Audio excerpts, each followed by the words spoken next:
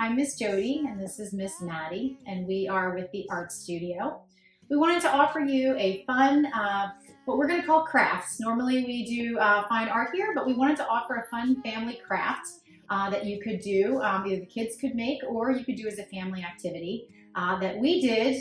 Maddie doesn't really remember too much when we did this, but when she was a little girl, this was a fun activity that we did, craft that we made for the grandparents and gave it as an ornament as a gift. So what we will be making is a puzzle piece photo wreath.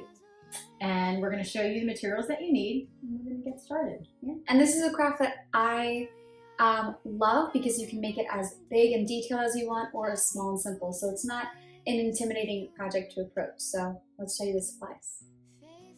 So this is the finished product. This is what you're going to be making, okay? It's a wreath made up of puzzle pieces, and you put your photo in there. You can see there's little Miss Maddie, and this is her sister Abby, and this is actually a larger container, almost like a coffee can container lid, but we're gonna demonstrate today using a smaller, like a yogurt lid container. Yogurt container lid, yes. So we're gonna use that, but any size you want to use is completely up to you. It doesn't have to be clear, although clear is nice because that way when you glue the pieces down, you don't see lettering and colors underneath it. But it's not necessary. You actually can even paint as well. You're going to want to use puzzle pieces from the middle of the puzzle. You're going to need about 50 to 60 for this particular size. If you're working on a larger one, you might want to do maybe 70 pieces. And we all know that we have had our fill of putting puzzles together the last few months since we've been quarantined, at least in my house, which I love puzzles. But we all have those puzzles that, Buddy the dog gets one piece and it's missing. So you're going to use those extra puzzle pieces that you have and put them to good use today.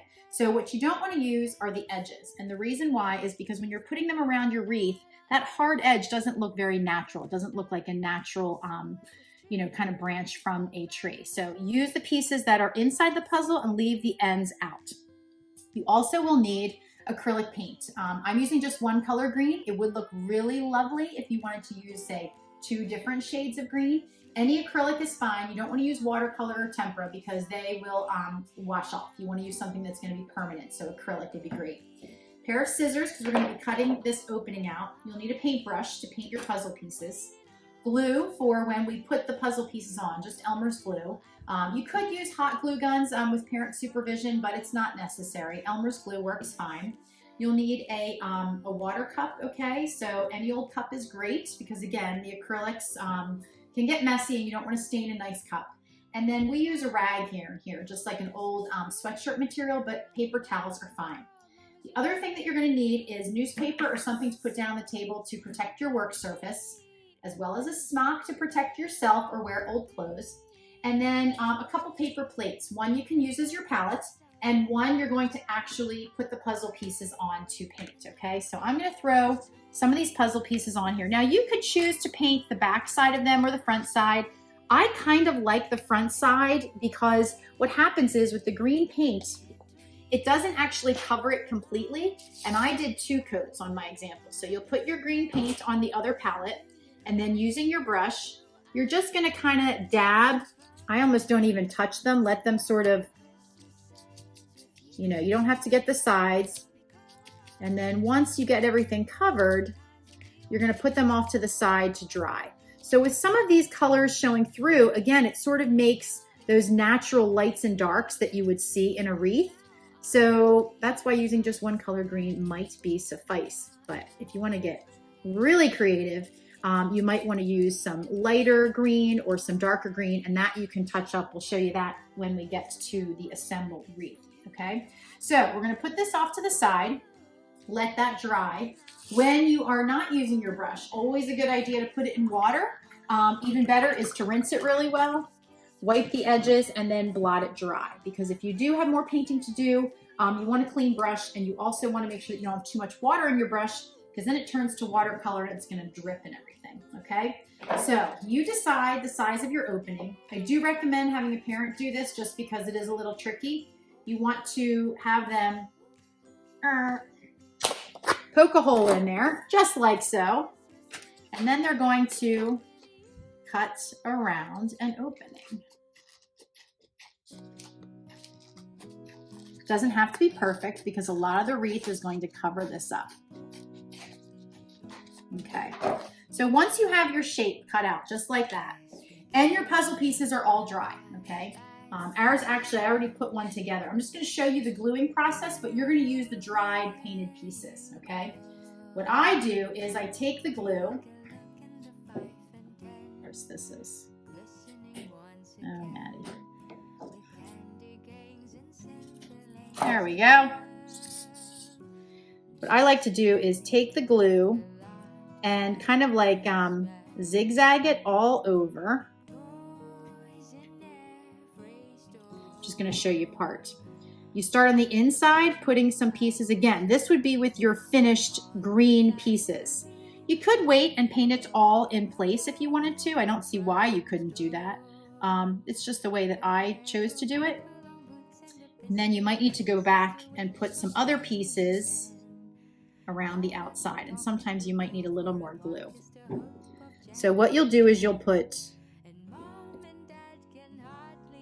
pieces that kind of, notice how I'm letting some of these rounder edges stick outside.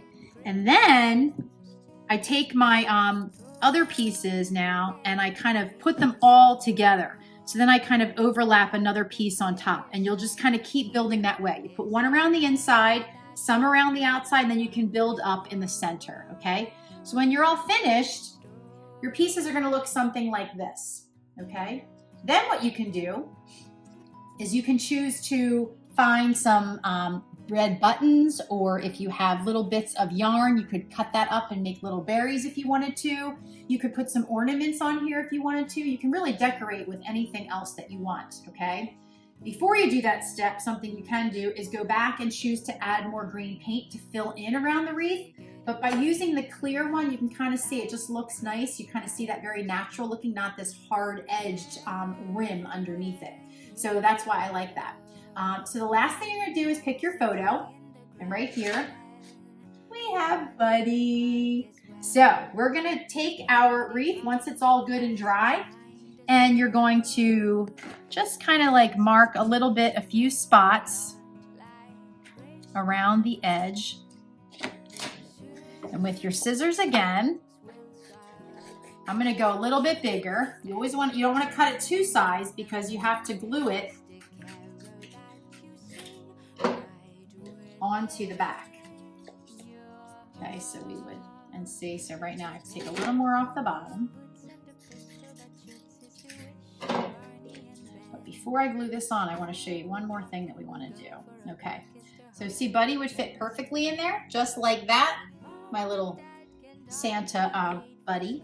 Last thing you might want to do is grab some pretty ribbon or, you know, yarn, or again, something that, you know, to hang it with.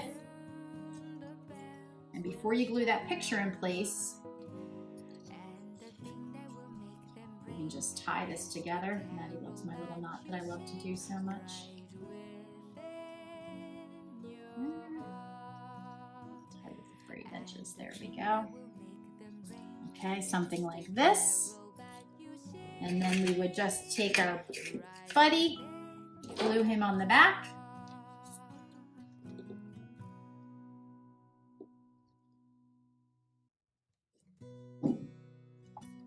Before you put the glue on, you want to make sure that it's lined up right.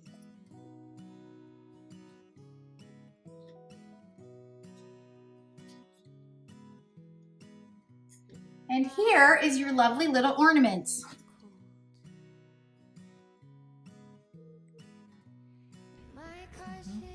one thing I forgot to mention is the ornament, if you want to, you can take that Elmer's glue, put it in another solo cup with a little bit of water, and you can basically paint over your whole wreath. That way it will, again, help hold it all together, but it'll add a nice little sheen to it as well and protect it, okay? So that's one other last step if you want to, but as you can see, you don't need to. It looks great just the way it is, completely up to you.